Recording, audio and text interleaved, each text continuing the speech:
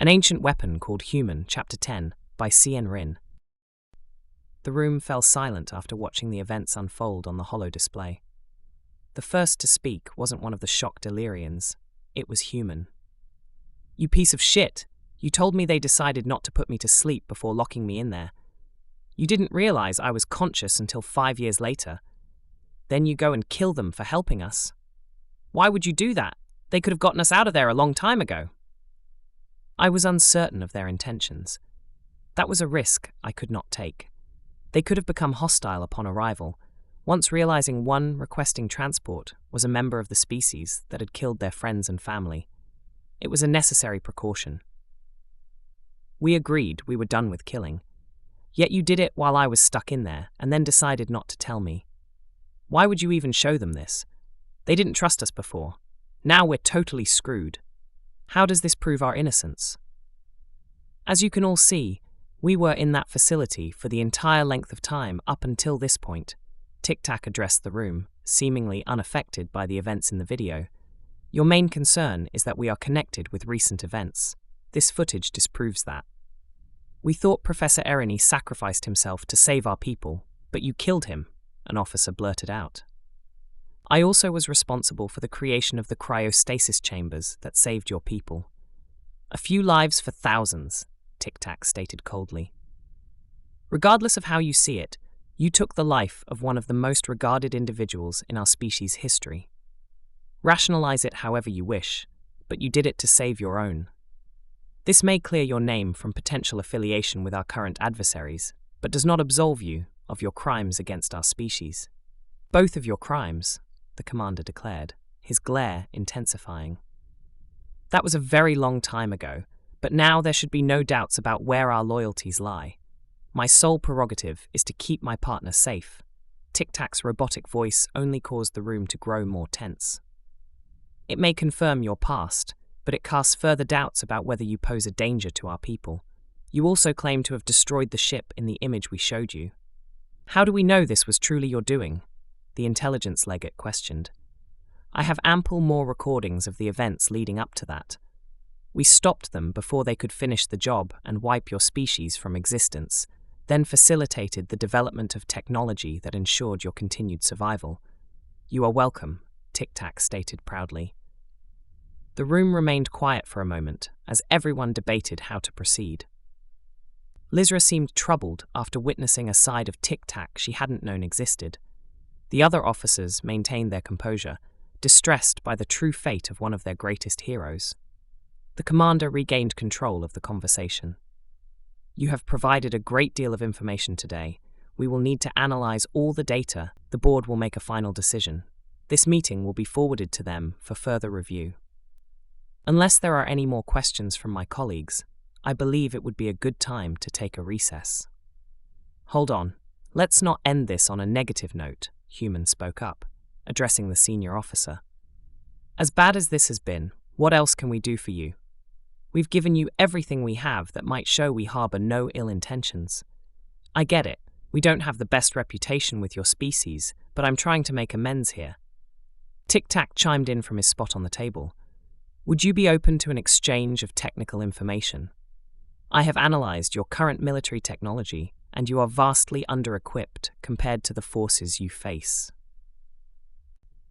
As a further display of our remorse, I could give you the schematics for devices that might help even the playing field, in exchange for our freedom, of course.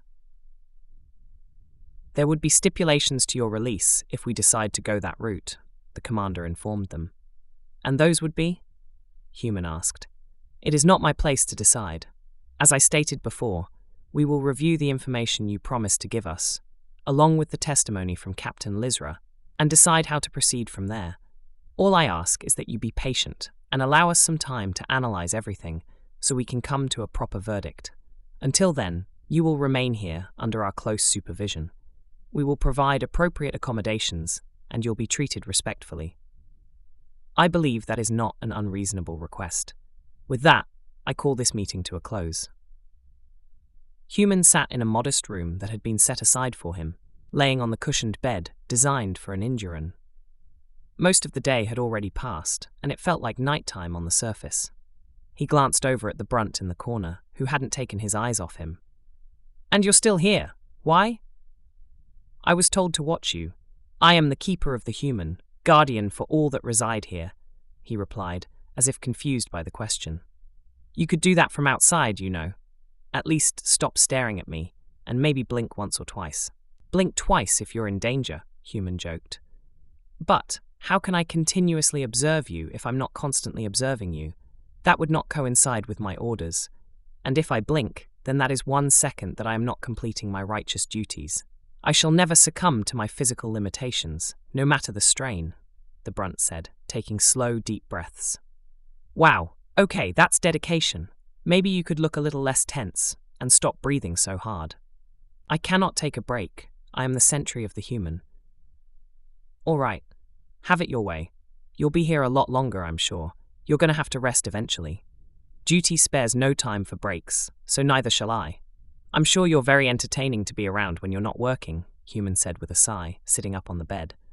Not working? That would mean rest. The glorification of my duties is my rest, the brunt retorted. All right, well, this isn't going anywhere. Tic-Tac, any updates so far? Human asked, picking up his box from the bed and placing it on the table beside it. I've been monitoring their systems closely, and there is no information regarding you going in or out. They're being extremely thorough, not to mention us in their networks. Currently, the officers from before are still in the conference room, but have turned off the microphone within. Zate must have informed them of how easily I can breach their network security. Lizra was speaking with them for quite a while, but she was dismissed a few moments ago and is currently en route to our quarters. Maybe she'll fill us in. Think they're going to decide to let us go? It's possible. And if they decide not to? Tic-Tac questioned, already knowing the answer. We leave anyway. Are you sure that's the right decision? I'll do what I have to do. At this point, I'm pretty tired of being held places against my will. Very well, she's here. A moment later, Lizra opened the door and stepped into the room, looking over at the brunt breathing heavily in the corner, his eyes straining from his refusal to blink. Oh, that one's still here. What is he doing? And why does he appear to be in so much pain? Taking his job way too seriously. That's what. Human chuckled. Prior, you are dismissed. You can wait in the hallway until I leave. Captain, I shall never quit my post until properly relieved. I am the shield of diligence, the restless watcher, always ready, always. I'm moving your post outside the door. Watch from out there. As a prior, you are to obey a lawful order, she commanded, rubbing her face with one of her paws in irritation. The brunt slowly backed out of the room, never facing away from Human, ensuring to maintain eye contact throughout the entire process. Lizra pressed a button on her interface pad, and the door closed in his face, his loud breathing still audible on the other side. What's his deal? It's not his fault. They're all like that, the brunts that is. The core genetically altered his species and forcefully bred them to be unable to disobey orders. I say they did too good of a job. We're trying to help them, but it's difficult, the small captain said as she made her way over to the pair. I hope that what you witnessed earlier does not tarnish your opinion of me. I felt I had no other alternatives at the time and resorted to an unfortunate extreme, explained Tic-Tac from his place on the bedside table. It was unsettling, seeing that side of you. But honestly, from what you both have shared with me over the past weeks, I doubt that's even remotely close to the worst thing you've done, as bad as that may sound. I still don't feel threatened when I'm around you two, she said, hopping up on the table and leaning over onto Tic-Tac.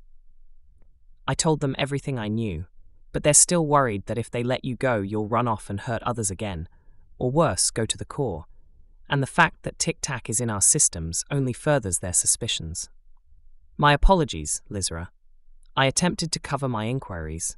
However, I deemed it a necessary risk. It was the only way I would be able to monitor events and predict if there would be any actions that might endanger us, Tic-Tac stated. No, I understand, but it works in the favor of those arguing that you need to be detained longer, or worse.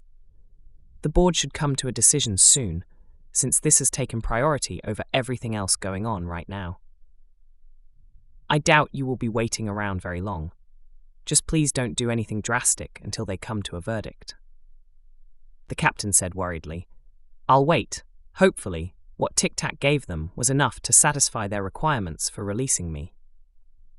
What did you give them, by the way? It must have been important enough for their debate to be lasting this long.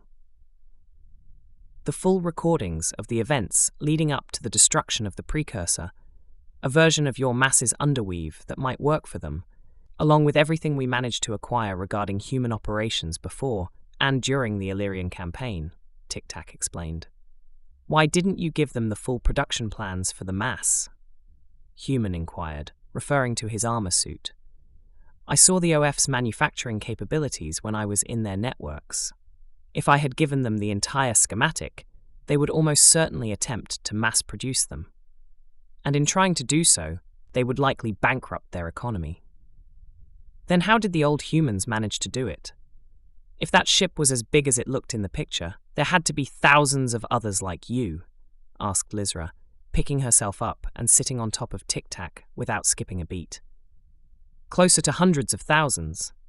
Does your entire species have the tendency to always try to find high places to sit or stand? The computer system grumbled. I never really thought about it before. We really just do it without thinking. Our ancient ancestors would spend their whole lives in trees. I suppose those instincts never left us. That coincides with what we originally knew about your species. Instincts like those are deep-rooted behaviors that never truly leave a population as they evolve. For example, humans' heart rate always spikes when he sees insects. They were seen as dangers and indicators of disease, so he's genetically wired to want to avoid them. What are you talking about? I'm not afraid of bugs. What gave you that idea? He complained. You might not notice it, but I can tell with the subtle changes in your functions. It's quite humorous, nearly indestructible in that suit, yet specific little things can still easily trigger an involuntary physiological reaction. Lizra laughed. Noted. I'll be sure not to introduce you to Argol's mother anytime soon. The Enduran Queen is difficult for me to even look at, yet I'm quite fond of insects. In regards to how the original humans managed to produce the mass, it is quite simple when you have the resources of hundreds of thousands of worlds at your disposal. Combine that with one authority that dictates every aspect of society and whose entire goal is to expand to an infinite degree, exponential growth is easily accomplished. Tic-Tac explained, while Lizra curled up on top of him.